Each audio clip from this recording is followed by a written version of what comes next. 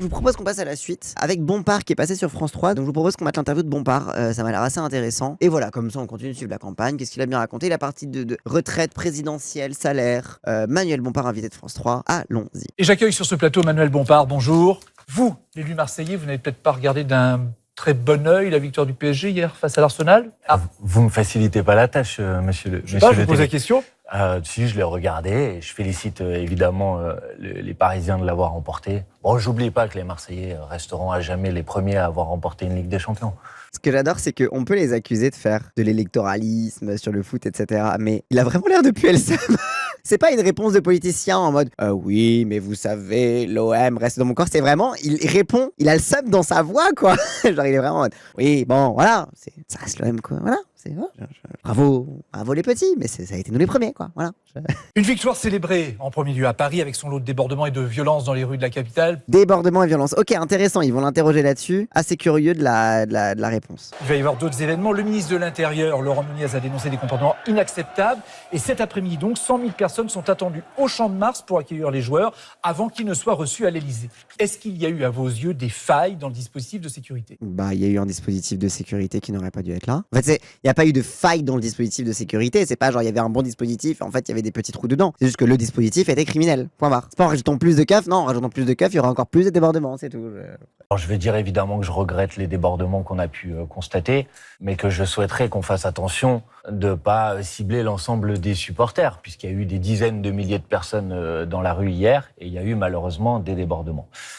À partir du moment où il y a ces débordements, on ne peut pas être satisfait de la gestion de la soirée d'hier telle qu'elle a été organisée par le gouvernement. Non mais oui, c'est bien de dire notre hall supporter et genre en mode oui, vos débordements c'est 3-4 pélos et en fait la majorité ils étaient bien, tu vois, genre en fait ça fait chier de devoir rappeler ça parce que t'as l'impression de céder un petit peu à l'argument de oui mais il y a quand même eu des sauvages, est-ce que vous condamnez ces sauvages là, donc tu évacues pas entièrement le truc de le fameux est-ce que vous condamnez les violences, mais ouais. Spoiler, en fait les débordements c'est avant tout les keufs qui viennent tabasser les gens sous couvert de maintien de l'ordre. Bah oui c'est ça, le premier débordement c'est ça, hein. Genre bref, pire vous laissez les gens faire la fête en fait. Refuser l'installation de fan zones pour des raisons de sécurité et que finalement ça se traduit par des débordements. Donc je me pose la question de savoir, et je crois plutôt que quand il y a des événements de cette nature, on devrait essayer d'organiser cette fête, de l'encadrer, de lui proposer des lieux pour qu'elle puisse s'exprimer pour éviter précisément ce type de débordement. Après la FI a toujours condamné les violences, oui ça a toujours été un peu le discours. Après c'est bien aussi d'avoir de toujours garder la ligne de bah en fait quand c'est la fête faut laisser les gens faire la fête et faut pas leur envoyer des keufs. Et ça pour moi c'est vraiment la ligne minimale et que heureusement que la France Insoumise la tient et pas un truc plus vénère quoi. On a mis une mesure sur l'encadrement des événements sportifs dans la mise à jour du programme sport avec tout l'équipe livré. Ah trop cool, trop cool. Putain, le livret sport vous êtes au taquet, je suis trop heureux. J'ai une copine qui était, elle a dit la même chose que les flics, leur ont couru dessus pour rien et en plus ils auraient dit c'est bon on arrête, c'était l'échauffement. Oui mais bien sûr mais parce que mais c'est un jeu pour eux hein. En fait pour les flics c'est une ratonnade autorisée en fait. Jordan Bardella dénonce des bandes qui s'en prennent aux biens publics, au commerce et aux forces de l'ordre, pas vous. Mais c'est n'importe quoi.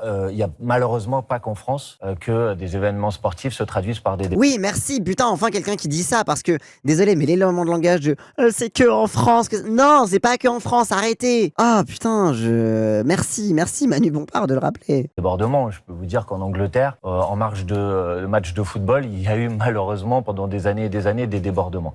Donc que la situation d'hier soit pas acceptable, c'est une évidence. Je propose qu'on essaye de réfléchir à comment on met en place des modalités d'organisation de ces cérémonies populaires pour qu'elles ne se traduisent pas par ces débordements, mais qu'on évite de jeter, si vous voulez, l'opprobre sur l'ensemble des supporters de football qui, pour la plupart et pour l'immense majorité d'entre eux, ont fait la fête.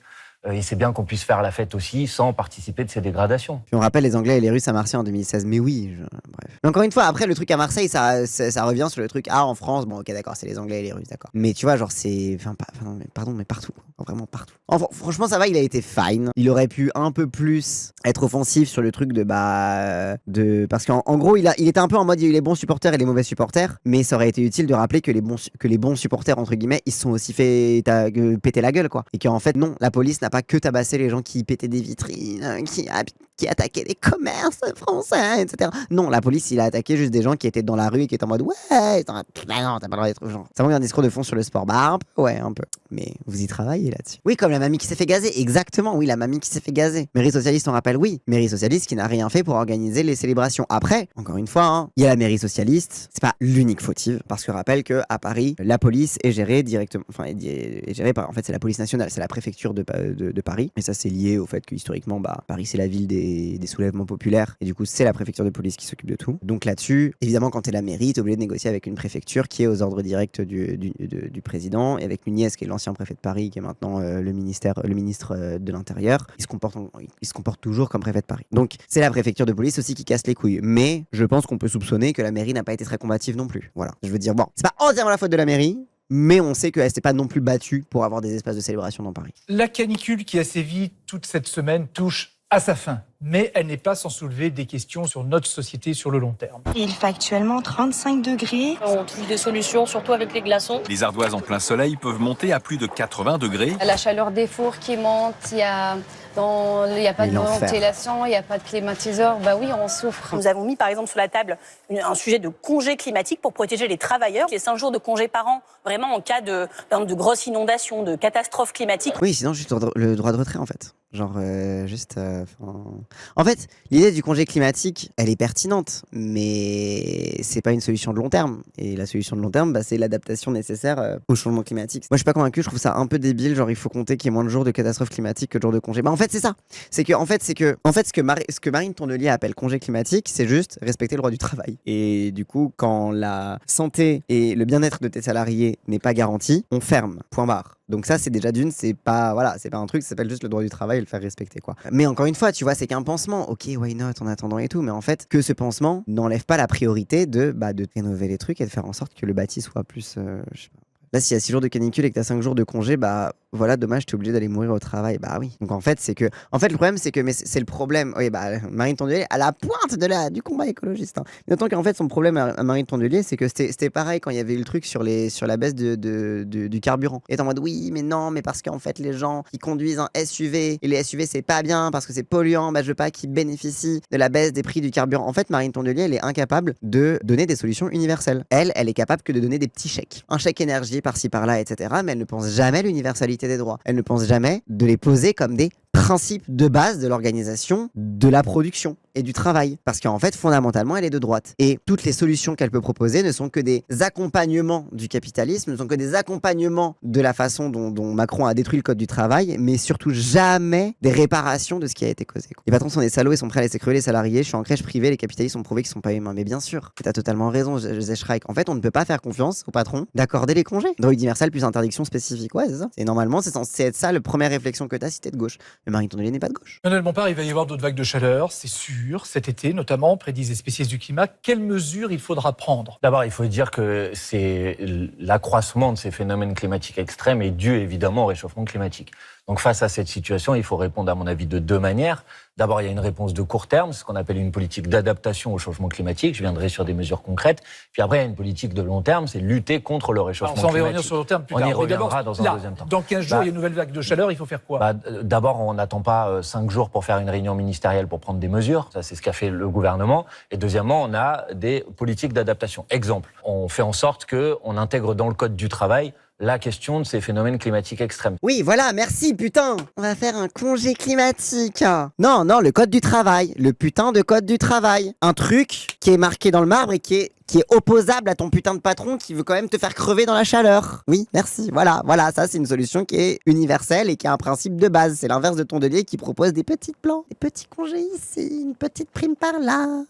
De continuer à travailler sur... on intègre dans le code du travail qu'il y ait des temps de pause, que parfois on puisse suspendre certaines activités quand il fait trop chaud parce qu'on met en danger la santé des travailleuses et des travailleurs. Marine Tondelier propose l'idée de congé climatique, c'est une idée que vous reprenez ? Mais le congé climatique, ça dépend pour quoi faire. Si c'est parce que quand il fait trop chaud, on a des jours de congé, ça dépend des activités professionnelles. Quand on travaille dehors, par exemple sur un chantier, là, c'est pas possible de continuer à travailler. Ensuite, deuxième exemple de mesure qu'il faut mettre en place. Vous avez montré dans votre reportage des écoles qui sont surchauffées. C'est pas possible de continuer comme ça. Donc il faut un plan de climatisation sur les écoles, sur les hôpitaux, sur les EHPAD. Il faut concentrer nos efforts là-dessus pour que nos enfants puissent étudier dans des bonnes conditions. Il faut climatiser tout. Non, pas tout. Les écoles, j'ai entendu. Les EHPAD, les hôpitaux, et pas partout, parce que si vous en mettez partout, ça contribue au réchauffement climatique de nos villes. Donc il ne faut pas non plus faire n'importe quoi. Parce que tout ça, ça consomme beaucoup d'électricité, beaucoup d'énergie. Réchauffement climatique, décarbonation, vous voyez venir. Dans son programme, il y a 5 ans, justement, Jean-Luc Mélenchon prévoyait une sortie du nucléaire pour 2040. Et le refroidissement des centrales, du coup, si les fleuves, ils sont hyper chauds.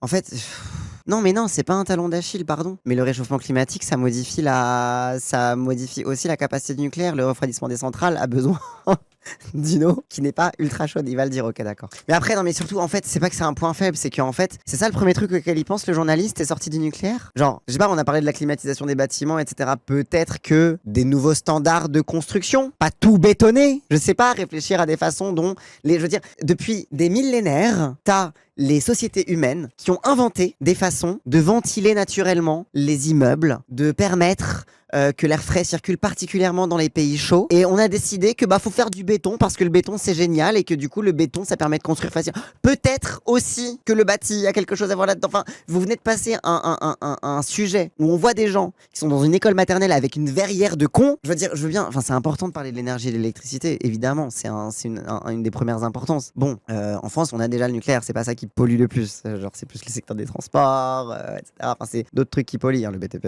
bref, plein d'autres choses. Mais vous venez de passer un sujet où des gens, leur école maternelle, c'est une putain de serre, et le logement, le bâti, n'est nulle part dans vos questions. Littéralement un four à gosse, oui, de fou. Le béton, justement, énorme source de CO2. Oui, typiquement. Typiquement, c'est le domaine de la construction qui pollue de fou. Et rien que sur le fait sur l'extraction des sables pour construire ce béton-là, tu vois, genre... D'accord que c'est un gros raccourci de la part du... Après, encore une fois, le journaliste fait un raccourci de facilité parce que ça fait partie des buzzwords faciles dans les campagnes, et puis le nucléaire, et puis machin, etc. Et du coup, ça empêche d'avoir de discuter de trucs un peu plus innovants et un peu plus différents, quoi. Mais bref. Tu dis toi-même que le vieux peut bouger sur ce sujet, il faut pas mourir sur cette colline. Oui. Non, mais en fait, c'est que juste, encore une fois, moi je dis pas ça pour mourir sur la colline du nucléaire. Moi, le nucléaire, je suis vraiment agnostique là-dessus. Moi, c'est bien, c'est pas bien. Je comprends les inquiétudes sur le réchauffement des cours d'eau. Je comprends l'argument de ouais, mais en attendant, quand même, c'est quand même sacrément décarboné. Et je comprends l'argument supplémentaire de ouais, mais en même temps, ton uranium, il est pas décarboné parce qu'en fait, faut l'extraire. Tu vas l'extraire dans les pays du Sud, et rien que l'extraction, c'est aussi une grosse source de réchauffement climatique. Et ça se fait dans les pays du Sud, et c'est pas dans notre jardin à nous. Donc tu vois, genre en vrai, je suis très agnostique sur le nucléaire, mais j'avoue que l'argument anti-impérialiste me convainc plus que les arguments que peut avoir Mélenchon là-dessus. Donc j'ai quand même je garde un a priori négatif sur le nucléaire tout en étant en mode c'est absurde de le placer comme priorité de la transition énergétique. Mais en fait, c'est juste que moi, ce qui me frustre, c'est que le réflexe des journalistes, c'est de lancer sur le sujet du nucléaire. Alors qu'il y en a 36 000 autres. Rien que quand tu parles de la vie quotidienne des Français sous canicule, c'est pas le nucléaire le problème. Enfin, c'est pas la question de l'énergie. L'énergie fait partie des problèmes, mais c'est les bouilloires thermiques le problème aussi. C'est l'endroit dans lequel les gens vivent. Parce que génial, alors super tondelier, tu vas faire un congé climatique. Les gens qui sont en congé, ils vont rester chez eux, mais sauf qu'en fait, leur appart, c'est une bouilloire thermique. Sauf qu'en fait, leur immeuble, c'est un immeuble de béton à la con qui surchauffe et qui est absolument pas ventilé. Sauf qu'en fait, et du coup, ils vont rester chez eux, ils vont cuire chez eux, quoi. Parce qu'on parle d'énergie, il faut rappeler que la priorité, c'est la réduction des besoins, puis travailler sur l'efficacité énergétique en dernier temps. On parle de comment on produit l'électricité. Oui, c'est qu'en fait, c'est pour ça, les gens, c'est pour ça que je vous parlais de ventilation des immeubles. Genre, rien que agir sur le bâti, c'est déjà réduire énormément les besoins, soit en climatisation, soit en réchauffement, soit en chauffage l'hiver. Genre, déjà, on parle de ça, en fait. La perspective, l'objectif de sortie du nucléaire, pour nous, elle est toujours valable parce que le nucléaire est une énergie dangereuse, parce que plus il va y avoir du réchauffement climatique, plus ça va être difficile de refroidir les centrales nucléaires, et parce que la priorité aujourd'hui, c'est de sortir des énergies carbonées, et que les projets de nouveaux réacteurs nucléaires tels qu'ils sont mis sur la table par le gouvernement, ils n'arriveront pas avant horizon 2045 ou 2050. Donc c'est pas la solution. Donc pour vous, c'est quoi le calendrier, la sortie du nucléaire? Le problème, attendez, là où vous avez raison, c'est que depuis 10 ans, on a perdu du temps. En matière, par exemple, de montée en puissance des énergies renouvelables, ou en matière de politique d'efficacité énergétique. Donc ça veut dire que nous, on fait pas n'importe quoi, et donc ça veut dire que, vous l'avez dit dans notre programme de 2022, l'horizon était à 2045, et on va retravailler sans doute cet horizon. 10 ans.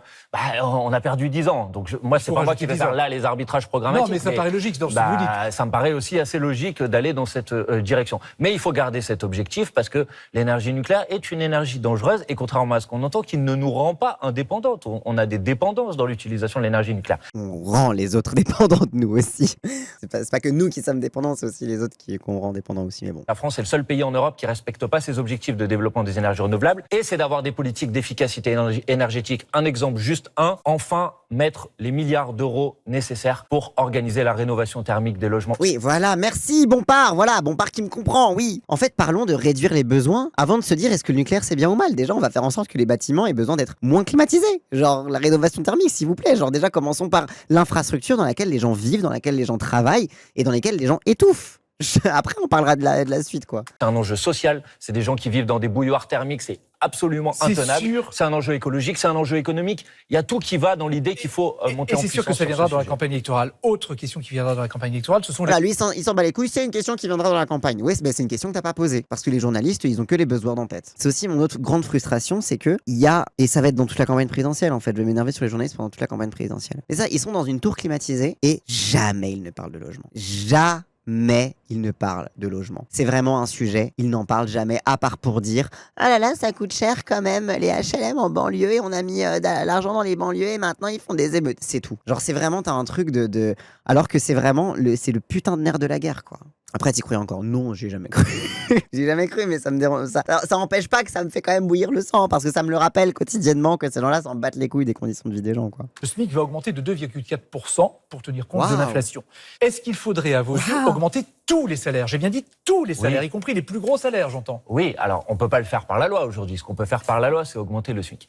D'abord, il faut augmenter le SMIC davantage que l'inflation, parce qu'on a perdu... Un coup de pouce. Mais évidemment. Il faut mettre le SMIC à 1 700 €. On s'en sort pas aujourd'hui au SMIC. Mais si vous faites que ça, effectivement, vous avez un problème, c'est que vous tassez la pile de salaires autour du SMIC. Donc nous, on propose une mesure qui est l'indexation des salaires sur l'inflation. C'est-à-dire que quand il y a de l'inflation... Tous les salaires. C'est une mesure qu'on met dans la loi. Qui gagne 5 000, 6 000 euros par mois. Après, on peut plafonner, si vous voulez, monsieur... Je sais pas, je vous pose la question, justement. Tous les salaires. Bah oui, j'ai l'inflation, allô. Ou alors, soit on baisse les prix, soit on augmente les salaires, mais on fait un truc pour que les gens ils puissent vivre. Je sais pas, tous, vraiment, on voulait vraiment augmenter les salaires. Ah oui, on va augmenter le SMIC, après, c'est la lutte syndicale et c'est la lutte sociale qui va être menée, qui va être soutenue par le gouvernement. Mais bah oui, en fait, on fait quelque chose pour dégager la capacité aux gens à vivre, quoi, je sais pas. Le journaliste veut lui faire dire on baisse des cotisations. Bah oui, mais parce que c'est leur obsession à eux, c'est de dire on augmente les salaires uniquement si on baisse les cotisations et que du coup, on change le ratio du brut au net pour que les gens aient l'illusion d'avoir plus de thunes, alors qu'en réalité, c'est leur sécu qui va être sucré, quoi. Aujourd'hui, il concerne les gens qui sont au SMIC ou les gens qui ont des bas salaires,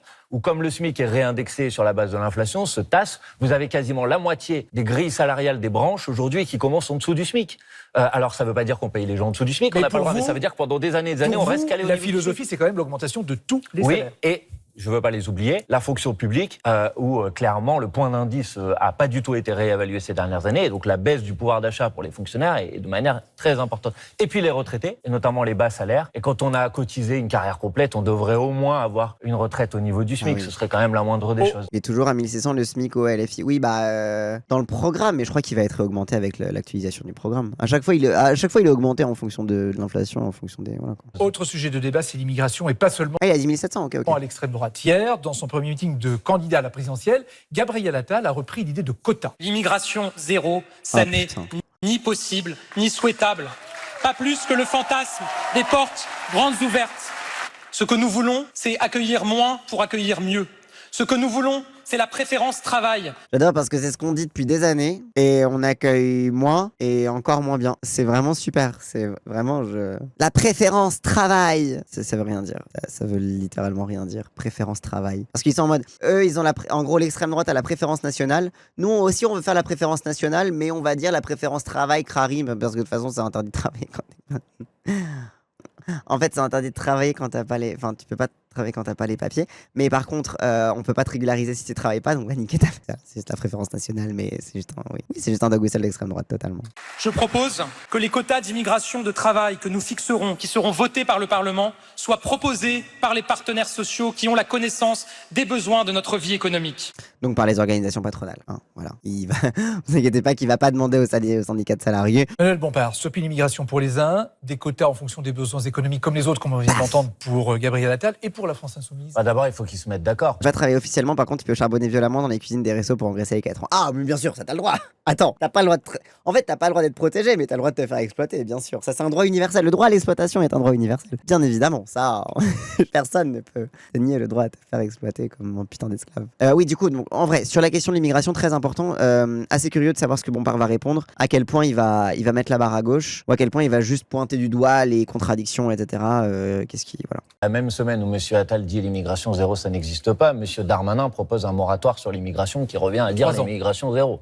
Mais Donc, pour vous, ça c'est leur espace. Mais pour nous, les choses sont très claires et on reste sur le même état d'esprit. Premièrement, on doit faire en sorte que les gens qui sont obligés de partir de leur pays d'origine, d'essayer de faire en sorte qu'ils ne soient pas obligés de partir. C'est pas facile, mais ça nécessite. Ah oui, mais c'est important. Mais ça nécessite d'avoir, par exemple, des politiques. Attendez, je vais vous répondre. Est-ce qu'il faut privilégier l'immigration de travail, comme on dit? D'abord, on fait en sorte que les gens n'aient pas besoin de partir. Et ceux qui arrivent sur le territoire national, on les intègre. Parce qu'aujourd'hui, la politique de chasse à l'immigré qui est à l'œuvre. Après, ça a toujours été le discours de la France insoumise de on fait en sorte de régler les conflits, les guerres, etc. Mais bon, spoiler alerte, c'est beaucoup de bons sentiments, quoi. Genre, qu'est-ce que tu vas faire pour éviter que les gens y partent? À part mettre en place une politique internationale de médiation dans les conflits, mais sauf qu'en fait, spoiler alerte, la médiation, ça marche pas toujours, quoi.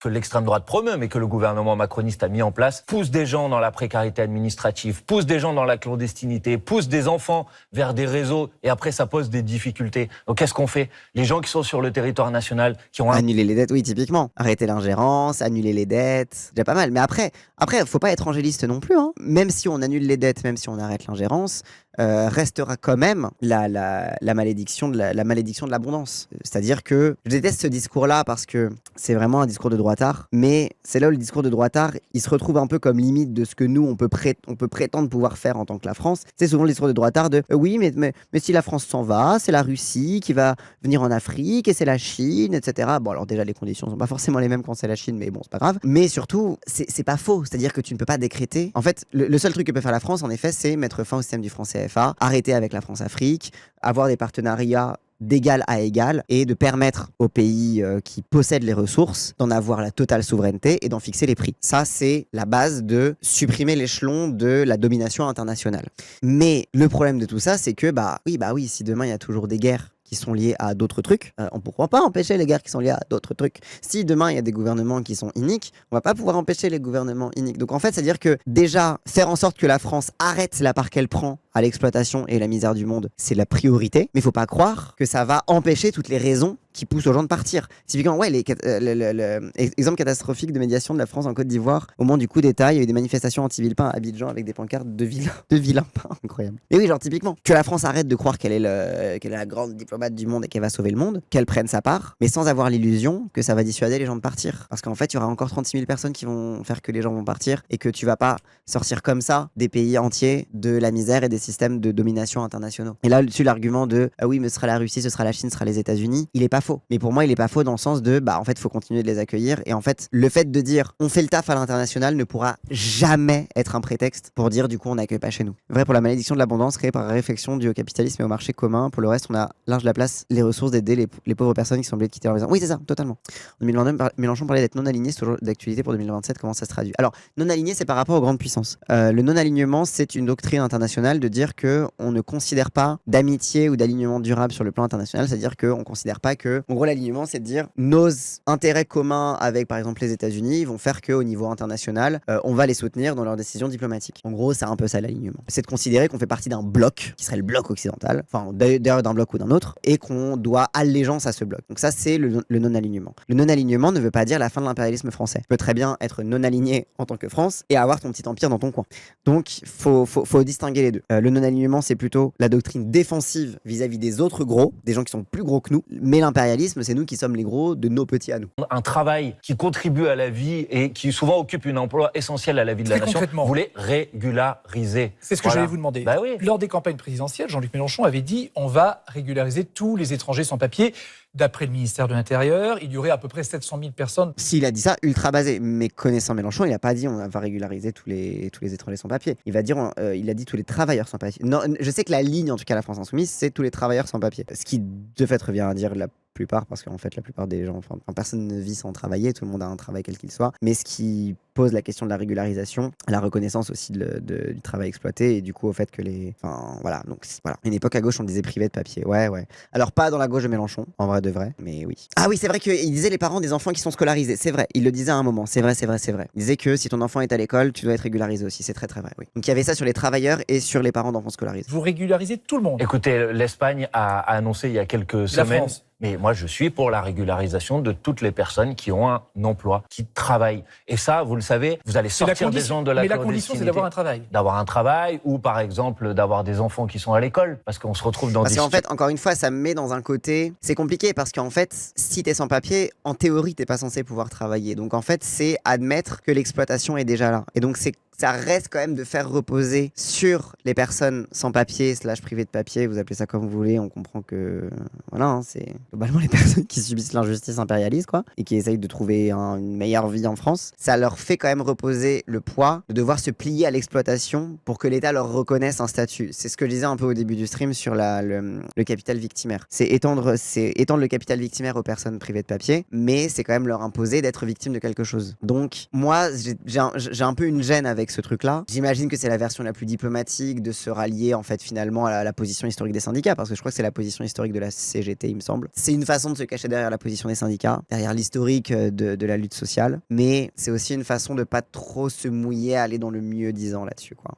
Tout dépend comment tu veux le mettre en place. Tu peux avoir un statut en recherche d'emploi de 1 an ou 2 et ensuite les régulariser avec emploi. Ouais, aussi, oui. Avec la circulaire Valls, on peut travailler en France sans être régularisé, il y a une zone grise depuis longtemps. Bah ouais, mais du coup, c'est le problème, c'est de continuer à faire exister cette zone grise. Après, ouais, je sais pas. Moi, c'est un truc. En fait, pour moi, ça reste mieux. Ça reste quand même un sacré coup de respiration pour toutes les personnes qui sont privées de papier et qui se retrouvent exploitées, etc. Et que quoi qu'il arrive, en fait, ils travaillent tous d'une façon ou d'une autre, plus ou moins officiellement, plus ou moins rémunérés, plus ou moins, etc., etc. Mais pour moi, ça peut être que une première étape pour aller dans du mieux-disant, quoi. C'est pas tant la position politique de la CGT que leur levier pour régulariser les travailleurs sans pape et leur faire accéder aux droits basiques. C'est-à-dire le truc de... Parce que il me semblait que c'était... Il me semblait que le truc de régulariser les travailleurs, c'était pour se ranger derrière ce qui était déjà défendu à gauche, non? Je sais plus. Circulaire Valls, ça sautait sous Retailleau. Maintenant, il n'y a plus de critères recommandés au préf si c'est année de présence en France. Ah, ok, donc même là, ça a sauté. Ok. Étranger qui travaille pas et pas légitime à avoir des droits dans cette doctrine, c'est vraiment dérangeant. Bah, un peu. Après, t'as le côté regroupement familial, t'as aussi le côté, les parents d'enfants scolarisés, par exemple. Déjà, ça, c'est un truc intéressant. Peut-être, ce serait bien de dire les travailleurs et leurs familles, tu vois. Genre, en fait, il y a pas mal de trucs où, pour moi, faut préciser, quoi. C'est les travailleurs et leurs familles, mais ils veulent pas le dire parce qu'ils pensent que c'est pas le bon move. Ok. Oui, bien sûr qu'il y a des conditions pour une régularisation, mais il faut un plan de régularisation. On en a besoin. On sort de cette hypocrisie absurde qui fait qu'aujourd'hui, vous avez dans de nombreuses filières des travailleurs qui sont des travailleurs sans papier. Et quand vous les intégrez par la régularisation, c'est important de le dire, vous financez aussi nos comptes sociaux, parce que ça veut dire que c'est des gens qui cotisent et qui rapportent de l'argent, contrairement à ce qu'on entend. D'ailleurs, l'extrême droite qui dit immigration zéro, Madame Meloni en Italie, qui avait fait campagne sur ce sujet, la première chose qu'elle a fait, c'est de faire venir des centaines de travailleurs immigrés parce qu'elle en avait besoin. Bah pareil, l'argument de Meloni, oui, ok, c'est un gotcha, tu vois, c'est en mode, regardez les droitards, votre copine fasciste, en fait, elle a été obligée de les régulariser. Oui, elle a été obligée de les faire venir, mais alors déjà, elle les a pas régularisés. Déjà, c'était des visas de 6 mois à 1 an, donc c'était des visas courts. En fait, Meloni, elle a été dans la droite ligne de ce qui se faisait déjà avant, c'est-à-dire utiliser les étrangers comme sous main-d'œuvre et comme sous prolétariat. Donc, il y a un truc de... Encore une fois, pointer du doigt l'hypocrisie de l'extrême droite, ça nous fait plaisir et c'est agréable. Mais en fait, si tu restes dans le paradigme de l'hypocrisie, t'en acceptes les présupposés de base. Si t'acceptes que c'est de l'hypocrisie de la part de l'extrême droite de régulariser de dire que tu régulariseras pas les sans-papiers parce que Mélanie l'a fait, dans ce cas, t'acceptes implicitement la façon dont Mélanie a régularisé les sans-papiers. C'est-à-dire, elle ne les a pas régularisés, elle leur a donné des visas de 6 mois. En fait, presque, je sais pas si vous vous rappelez, il y avait eu pendant la loi immigration de 2023, je crois que c'est 2023. Il y avait une loi immigration où t'avais les macronistes de gauche, Roussel, décembre 2024, ok. Les macronistes de gauche, entre guillemets, Roussel, le PS, etc., qui s'étaient tous mis autour de la table pour proposer une régularisation des travailleurs sans papier dans les métiers en tension. C'est une espèce d'usine à gaz un petit peu chelou, où en gros, sur une liste qui est définie par la préfecture, des métiers qui sont considérés comme en tension, c'est-à-dire des métiers dans lesquels t'as pas assez de main-d'œuvre, on pourrait régulariser les gens. Et en fait, quand tu regardais les détails de leur proposition, c'était un visa de 6 mois ou un visa de 1 an. Et en fait, c'était des régularisations courtes qui n'avaient pas vocation à ce que les gens prennent la nationalité, intègrent la citoyenneté et la collectivité française, par exemple. Donc c'était une façon de maintenir des gens dans des situations de subordination et ne sont là que comme main-d'œuvre de réserve et après, pof, on les tège. Donc là-dessus, je trouve que, là, pour le coup, en fait, par exemple, ce qu'ils avaient proposé en disant c'est la solution de gauche dans la loi immigration, c'était exactement ce qu'a fait Mélanie, pour le coup. Et ça, on en avait parlé à l'époque, à l'ancienne, il y a un best-of de ça, on lit l'article de libération avec Raz. Et en fait, là, pour le coup, c'est exactement ce qu'a fait Mélanie. Sauf qu'en fait, du coup, ça reste dans une logique de les étrangers sont là pour être exploités et ne seront jamais là pour intégrer le corps national, entre guillemets, si on veut parler en termes fascistes. On part en meeting de circo, il a fait monter un étudiant qui a arraché sa régularisation malgré au QTF qu'il a reçu grâce à la lutte de ses camarades du lycée. Et en fait, je pense, encore une fois, que la France insoumise sera au rendez-vous dans les batailles pour les personnes visées par des OQTF, pour les personnes sans papier, etc. Mais là, en l'occurrence, c'était un étudiant, il y a eu la lutte de ses camarades du lycée. Le côté utilitariste permet d'accepter ce cas-là, par exemple. Donc moi, voilà. Depuis décembre 2022, l'Italie refuse tout transfert de demande de droit d'asile qui relèverait de sa compétence dans le cadre du règlement de Dublin. Bon, le règlement de Dublin, c'est du caca, mais bon, encore l'hypocrisie de Mélanie sur les questions de ressortissants des pays hors UE qui n'ont pas de titre de séjour. Oui, elle refuse de les récupérer parce qu'en gros, le règlement de Dublin, c'est en gros le premier pays européen dans lequel tu arrives. C'est là où tu es assigné à résidence, entre guillemets. On te prend tes empreintes, etc. Et du coup, le sort des fameux Dublinés, c'est des gens qui, par exemple, forcément, t'arrives par les pays du sud de l'Europe, mais peut-être que tu veux atteindre, je sais pas, la France parce que t'as une partie de ta famille qui est en France, ou alors le Royaume-Uni parce que t'as une partie de ta famille qui est du Royaume-Uni, etc. En fonction des pays de destination plus présents dans les familles, etc. Et du coup, en fait, t'as des trucs où des gens du coup quittent le pays dans lequel ils sont assignés à résidence par le règlement de Dublin, et du coup, s'ils sont chopés, par exemple, en France alors qu'ils sont rentrés en Italie, du coup, ils sont renvoyés en Italie. Donc, en gros, la logique de Dublin, c'est ça, c'est pour, en gros, concentrer l'immigration dans des hubs et éviter qu'elle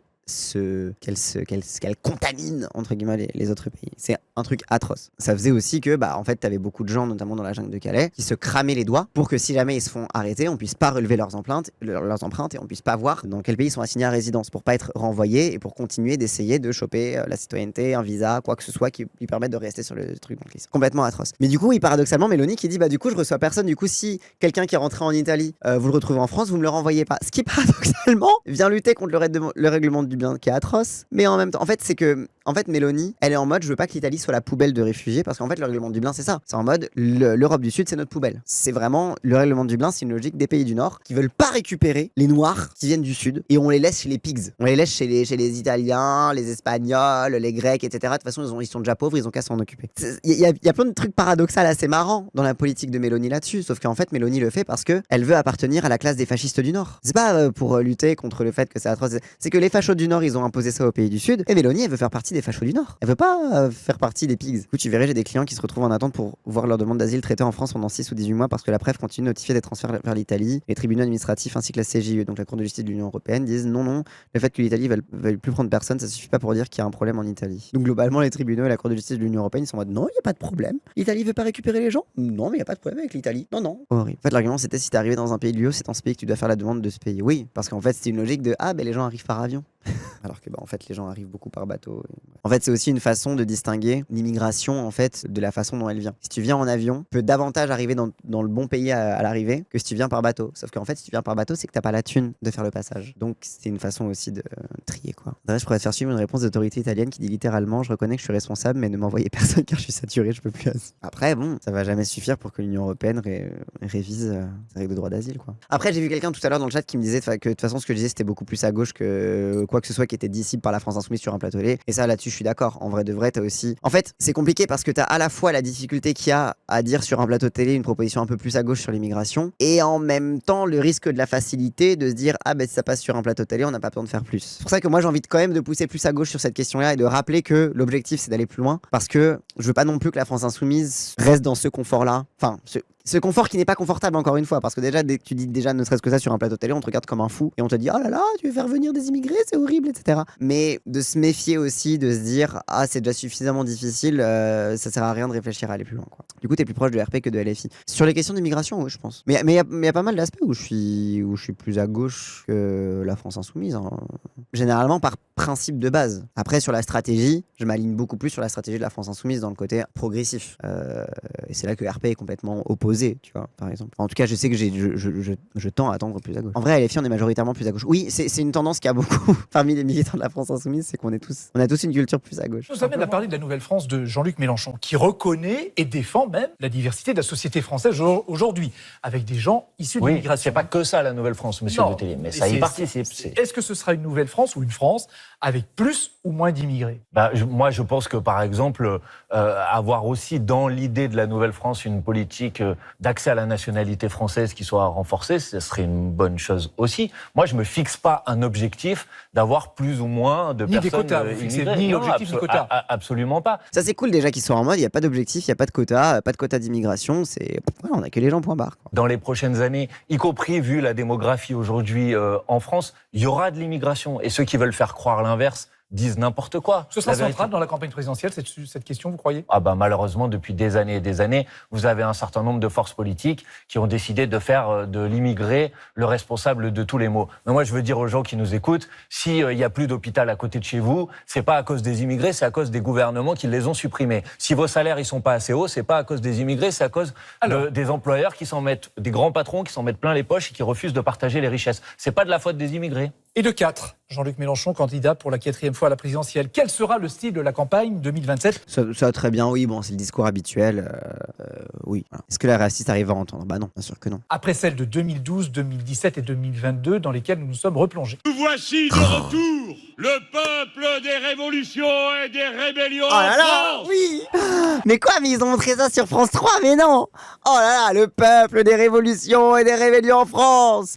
Génie de la Bastille qui culmine sur cette place. Oh là là, oui. Oh là là, incroyable ce meeting, oui.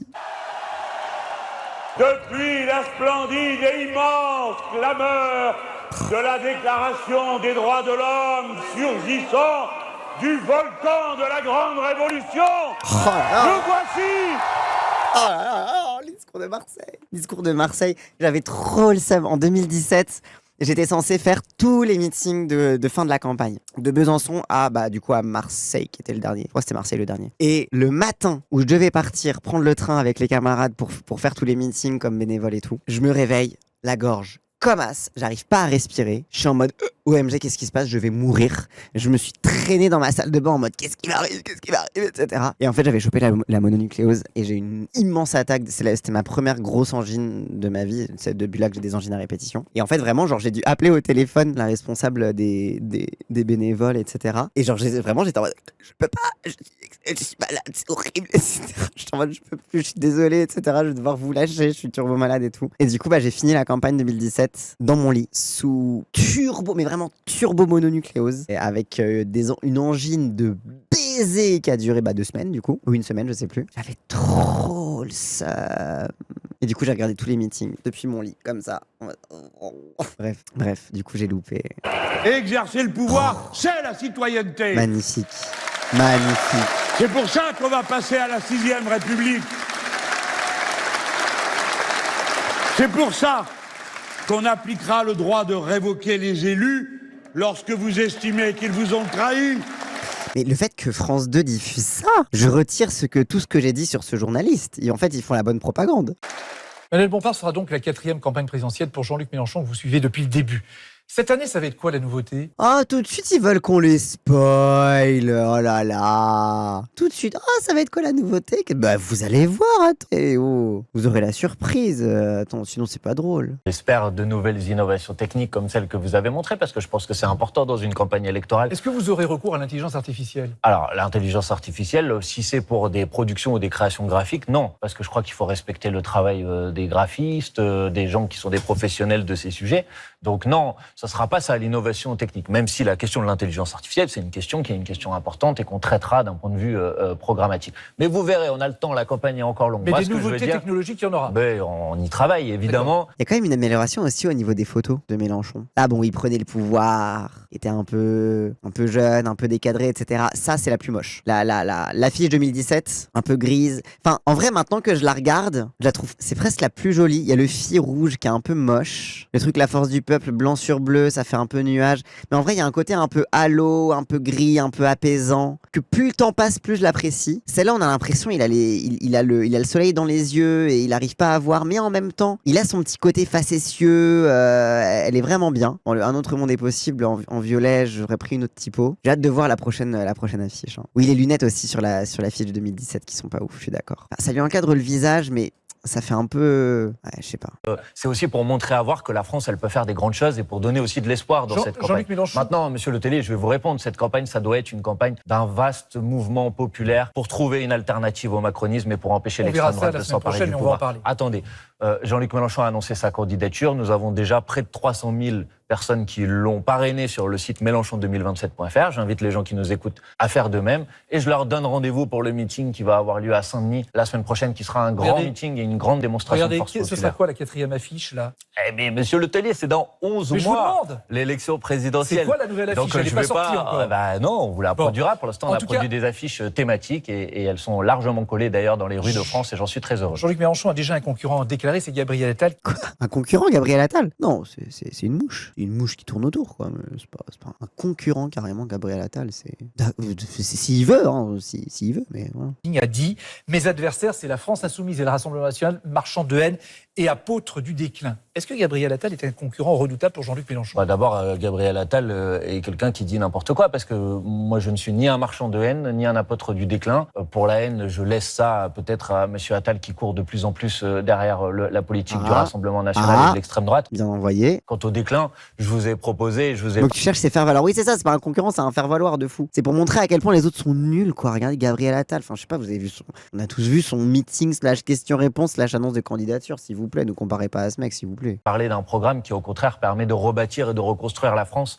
Parce que je rappelle qu'il a dit la France en français. Oui, de fou. Genre, le mec, il reprend tous les dog whistles de l'extrême droite. Enfin, qu'est-ce que tu veux que. Même pas que les dog whistles, tous les mots d'ordre. M. Attal essaye de se présenter, si vous voulez, comme un homme neuf. Mais la vérité, c'est qu'il a participé à l'ensemble, à l'intégralité de la mise en place de la politique qui a été mise en place dans ce pays depuis 10 ans. Et quand on l'interroge sur ce qu'il veut faire, sur ses priorités, je l'entendais dire, par exemple, que c'était s'en prendre encore plus aux chômeurs, alors qu'il y a déjà eu des réformes de l'assurance chômage. Quand vous l'interrogez sur les retraites, il veut supprimer l'âge légal de départ à la retraite. Vous me direz, ça lui fait un point commun avec M. Bardella. La seule candidature dans cette campagne des élections présidentielles qui propose le retour à la retraite à 62 ans, qui permet de faire en sorte que les gens qui ont travaillé toute leur vie puissent profiter un peu de temps à la retraite, ça sera la candidature de Jean-Luc Mélenchon dans cette campagne.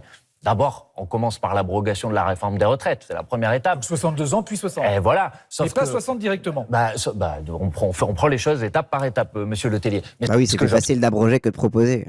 Et c'est pour ça que j'ai introduit ce sujet, c'est qu'à l'extrême droite, les mêmes qui disaient qu'ils étaient favorables à l'abrogation de la réforme des retraites, maintenant, monsieur Bardella dit plus ça, et il dit même l'inverse, qu'il va falloir travailler plus longtemps. Donc, la seule position alternative dans cette campagne, c'est celle que Jean-Luc Mélenchon va défendre. Et on va accueillir Nathalie Moret, reporter politique dans les quotidiens du groupe EBRA, qui est avec nous aujourd'hui. Bonjour Nathalie. Bonjour Francis. Bonjour madame. Oh là là là là. Vous évoquiez tout à l'heure, dimanche prochain, le grand meeting de Jean-Luc Mélenchon à Saint-Denis, la mairie conquise en mars dernier par Bali Baga. Oh là oh là.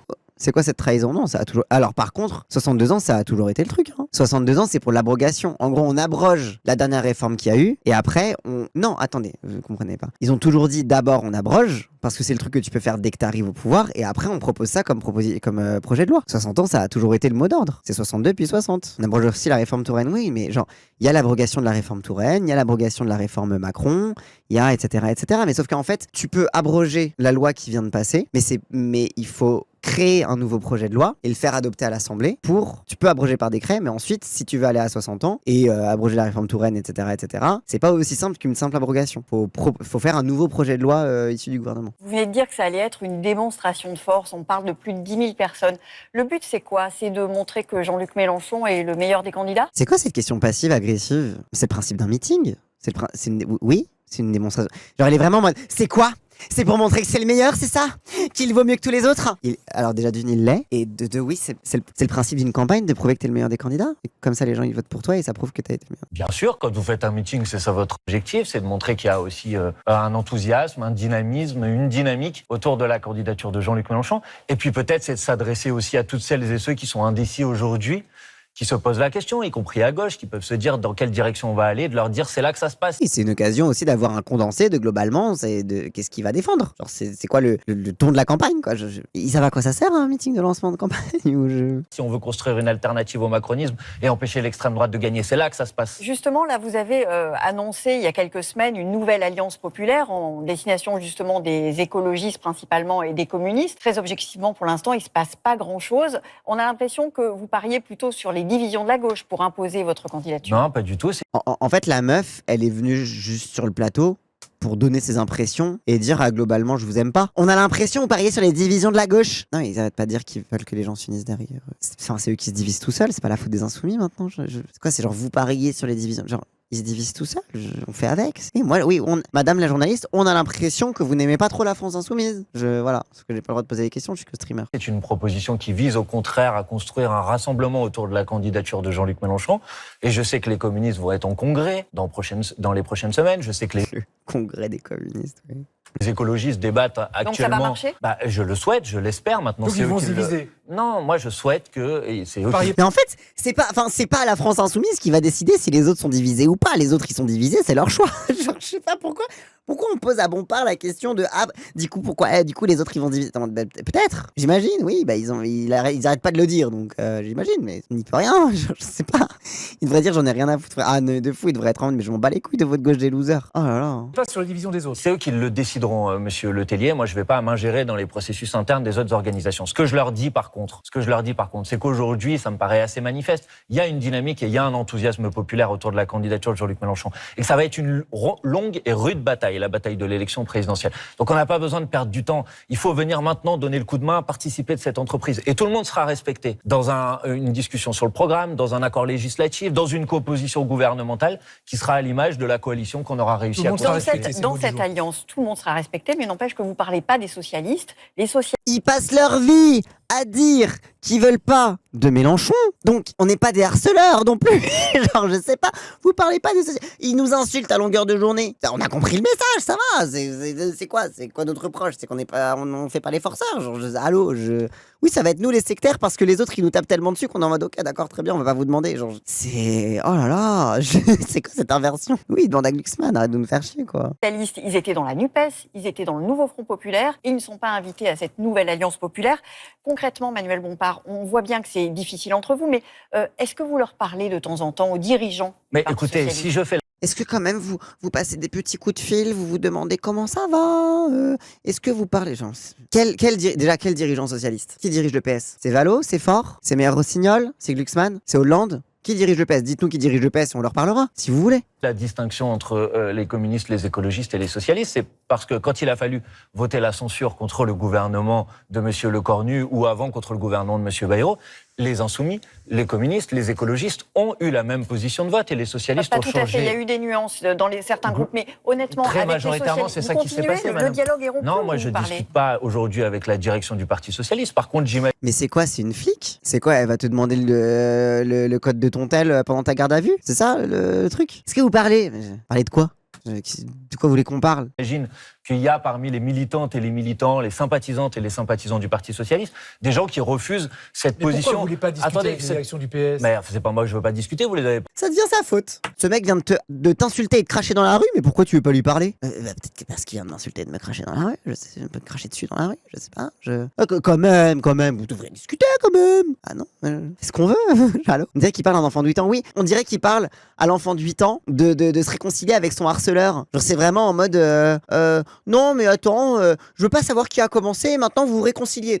Ta gueule à un moment. Genre va te faire foutre. Entendu, monsieur Letellier, les socialistes agonir d'injures Jean-Luc Mélenchon à la direction du Parti socialiste. Mais par contre, je pense qu'il y a parmi les militants et les sympathisants des gens qui n'acceptent pas cette position qui est une position absolument suicidaire pour la gauche, de passer son temps à s'en prendre à Jean-Luc Mélenchon plutôt que de cibler nos principaux adversaires. Moi, à eux, je leur dis, vous êtes les bienvenus dans cette campagne. Justement, vous parlez de position... En plus, c'est ça le pire, c'est qu'ils sont en mode, vous voulez pas discuter, alors que la FI, ils sont en mode, nous sommes des grands princes, nous tendons l'autre joue, vous êtes les bienvenus dans l'amour du Christ. Genre, c'est vraiment genre, nous, on est vraiment en mode, l'amour du Christ, la paix va sur vous, et ils disent, va niquer ta mère. C'était un peu en mode, mais qu'est-ce que vous voulez qu'on fasse de plus? Suicidaire. La gauche aujourd'hui, tout compris, c'est 30%. Est-ce que vous craignez parfois que la gauche ne soit pas au second tour de la présidentielle? Non, moi j'essaye de créer les conditions pour faire en sorte que la gauche non seulement soit qualifiée au second tour de l'élection présidentielle. Mais est-ce qu'il y a un risque qu'elle ne le soit pas? Mais il y a toujours un risque, monsieur Letellier. Vous partez avec ça, vous partez avec ça. Non, moi je pars avec la conviction que Jean-Luc... C'est intéressant qu'il le coupe beaucoup plus sur les questions de Popol, sur les questions de les alliances, pas les alliances, etc. Ça devient beaucoup plus une garde à vue médiatique que tout à l'heure quand il parlait des retraites où là c'était en mode, je vais poser question retraite, réponse retraite. Question immigration, réponse immigration. On voyait que dès qu'il parlait du programme et du fond, il s'en battait les couilles de la réponse. Il était en mode oui, vas-y, continue ce que tu as à dire. Et là, par contre, ça parle du reste de la gauche. Ah non, on te laisse pas parler. Attends, est-ce que quand même, parce que quand même, t'es un méchant diviseur, quoi. C'est précis quand même. Hein. C'est intéressant. Ça en dit long sur les journalistes. Mélenchon a fait 22% des voix la dernière fois, alors que un an avant la campagne de 2022, un an avant l'élection, il était annoncé à 8 ou 9%. Donc il a progressé. Encore une fois, le vote utile. Non, c'est pas le vote utile, c'est aller travailler. On n'est plus en période de réforme, donc ils n'ont pas les éléments de langage du gouvernement sur les retraites. Ah oui, c'est vrai. Il laissait pas parler tantôt. Ah, il laissait parler, il montrait des impatiences, mais il le laissait quand même globalement finir. Genre, ou alors Bompard s'en sortait bien pour garder le micro à lui. Mais bon, après, évidemment, c'était un format vraiment très en mode question-réponse, un peu basique, en mode allez, fais pas trop long, quoi. Mais il le coupait pas autant, en vrai de vrai. Et notamment auprès de toutes ces personnes en France qui ne votent plus. Et en plus, là, ils sont deux, ils se mettent à deux dessus. En particulier dans la jeunesse, en particulier dans les quartiers populaires, en particulier dans les zones dites rurales, et qui, quand ils se déplacent, quand ils se mobilisent, peuvent tout changer. Regardez, en 2024, tout le monde disait que M. Bardella allait gagner, qu'il allait être Premier ministre. Il ne l'a pas été. Pourquoi ? Parce qu'il y a eu une mobilisation puissante. Et si on crée les conditions de cette mobilisation puissante, je suis convaincu... Leurs questions n'attendent même pas de réponse, ils veulent juste mettre des questions dans la tête des gens. Oui, c'est ça, parce que tout à l'heure, tu avais les questions sur le fond en mode qu'est-ce que vous voulez faire ? Donc, question ouverte qui attend une réponse. Et là, c'est en mode vous avez pas peur de pas arriver au second tour ? C'est en mode oui, non. En fait, c'est ça, ils posent que des questions fermées. Non seulement qu'on peut se qualifier au second tour, mais en plus qu'on peut l'emporter. Un mot pour terminer ? Marine Le Pen, son candidat préféré pour son camp, c'est Édouard Philippe pour le second tour. Et vous ? Je sais pas, oui, Poutou. Anas Kazib.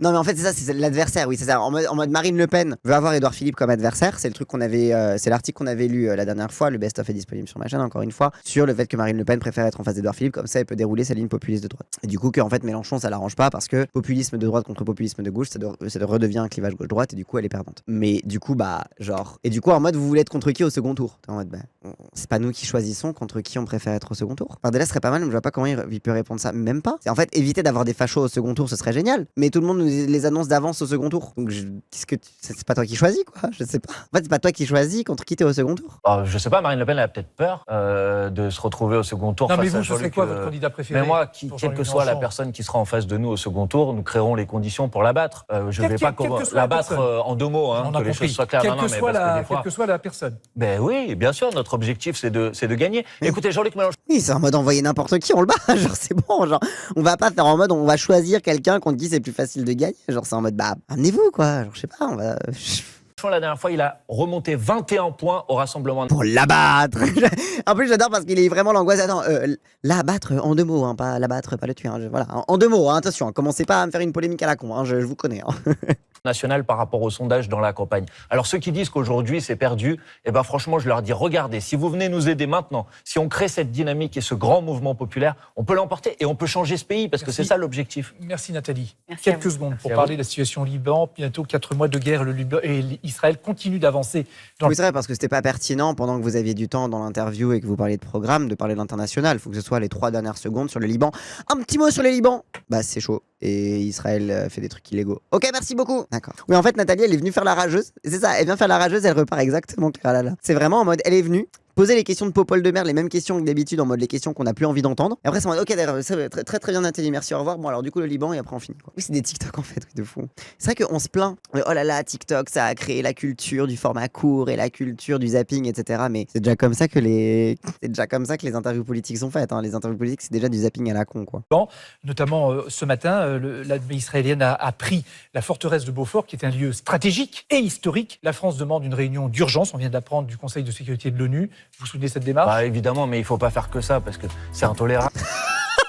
Le mec, il finit de poser sa question, paf, la musique se lance. En mode, la réponse t'intéresse ou on peut se faire foutre en fait.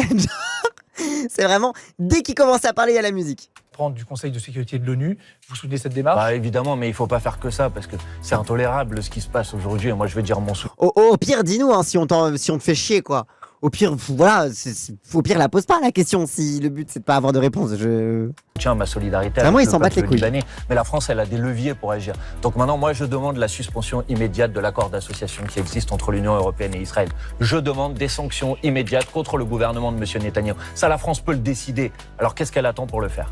Merci Emmanuel Bompard Merci d'avoir à accepté vous. notre invitation dans Dimanche en Petit, réalisé par Tristan Delin. C'est ouf à quel point le génocide, ils s'en battent les reins. Oui, c'est ça, c'est vraiment en mode, c'est la petite dernière question, voilà, on met la musique derrière, on s'en bat les couilles de la réponse. C'est vraiment le mépris. Moi qui plus qu'une pub à la con sur le fond vert derrière. Ah ouais, je te jure. Oh. Ouah. Oui, c'est ça, si tu veux virer quelqu'un de chez toi, tu commences un peu à ouvrir la porte. C'est genre, c'est vraiment le truc de. Bon, de quand t'as envie de virer quelqu'un de chez toi, tu sais, en mode, c'était cool. Tu commences à te lever, quoi. Waouh. Enfin bon, en tout cas, plutôt cool. Bon, interview, il y a eu vraiment un peu tous les sujets en balayage. Ça va être vraiment la frustration de toute la présidentielle, ça va être vraiment les interviews de merde, quoi, où c'est vraiment 5 minutes pour les retraites, 5 minutes pour l'écologie, 5 minutes pour... Et en fait, on a le temps de développer pas grand-chose, et surtout avec un cadrage qui est que... Moi, encore une fois, je reviens vraiment sur le truc du nucléaire, c'est que c'est là que vous voyez à quel point c'est les médias qui imposent le cadrage des sujets. C'est-à-dire que Bompard, globalement, sur la question du nucléaire, il a répondu oui, bon, la priorité, ça reste la rénovation thermique. Donc du coup, bon, il a correctement répondu, il allait sur le bon truc, tu vois. Mais genre, c'est vraiment un truc de, c'est les médias qui choisissent quels vont être les mots-clés associés aux différents partis. Et du coup, c'est en fonction de leurs questions de... du coup, on parle écologie, du coup, on pose une question sur le nucléaire. En mode, bah non, en fait. Mais en fait, c'est là, c'est qu'on voit que l'agenda médiatique est décidé par les journalistes. Et qu'en fait, c'est les journalistes qui font la campagne, quoi. Bon, bref, je suppose. On l'a trouvé tiède, mais il a fait ce qu'il pouvait. Ouais, c'est un peu ça, c'est un peu ça. Allez, hop, et avant de partir, n'hésitez pas, si cette vidéo vous a plu, à liker, commenter, partager. Comme d'habitude, ça aide à faire tourner l'algorithme. Et si vous voulez me soutenir financièrement, n'hésitez pas à cliquer sur le lien Stream Elements qu'il y a dans la description de cette vidéo. Allez, cette fois, je vous laisse.